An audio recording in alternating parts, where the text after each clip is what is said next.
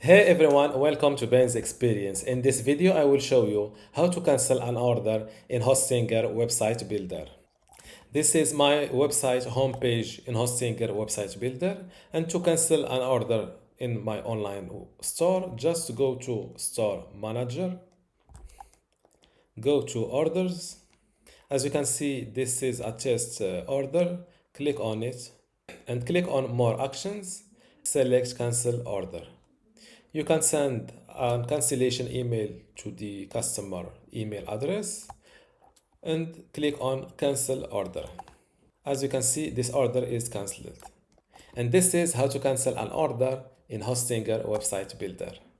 Before you go, I have something special for you. I have two free online video courses for you. The first one is about Hostinger hosting and WordPress managing, and the second one shows you how to use Hostinger Website Builder to make basic websites or online shops. You can get them both for free just by clicking the link in the description. If you like this video, give it a thumbs up and subscribe. If you have any question, leave a comment below.